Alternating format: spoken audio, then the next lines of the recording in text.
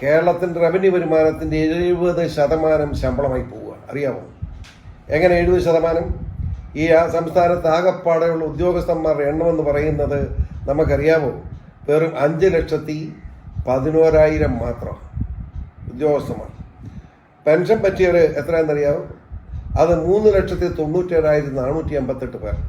അതായത് ഈ രണ്ട് കൂട്ടരും കൂടെ എന്ന് വരുമ്പോൾ ജനം എന്ന് പറയുന്നത് 3,34,000 ജനങ്ങളുള്ള കേരളത്തിൽ ഈ രണ്ട് കൂട്ടരും കൂടെ ഉള്ള ശതമാനം 2.7 ആ 2.7 ആളുകളാണ് റവന്യൂ വരുമാനത്തിന് 70% പുട്ടടിക്കുന്നത്. എന്നിട്ടാണ് നമ്മളെ പേടിപ്പിക്കുന്നത് ഓർക്കണം. എത്ര ദുഃഖകരമാണ്. ഒരു കാരണവശാലും സമ്മതിക്കാൻ പറ്റില്ല. ഞാൻ വളരെ ശക്തമായി ഗവൺമെന്റിനോട്, മുഖ്യമന്ത്രിയോട് പറയുന്നു, നിങ്ങൾ ശമ്പള പരിഷ്കരണ കമ്മീഷനെ പിരിച്ചുവിടണം. മാന്യനായ ഒരു IAS ഉദ്യോഗസ്ഥൻ, റിട്ടയർഡ് IAS മോഹൻദാസ് ആണ് വിളിക്കുന്നത്. അദ്ദേഹം ഞാൻ സംസാരിച്ചിട്ടുണ്ട്. അദ്ദേഹത്തിന് പോലും സഹതാപം തോന്നുക ശമ്പള കമ്മീഷനെ പറ്റി. നമുക്കിത് വിട്ടുവെച്ച് ചെയ്യാൻ പറ്റില്ല. ഈ ഉദ്യോഗസ്ഥന്മാരുടെ ശമ്പളം കുറയ്ക്കണം.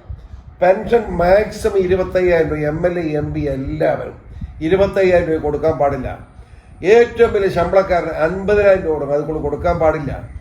കേരളത്തിലെ 56 വയസ്സ് കഴിഞ്ഞ മുഴുവൻ ആളുകൾക്കും മാസം 10,000 രൂപ വെച്ച് പെൻഷൻ കൊടുക്കുന്ന നടപടി ഉണ്ടാക്കണം. അതല്ലാതെ മുന്നോട്ട് കൂട്ടും കാര്യമില്ല.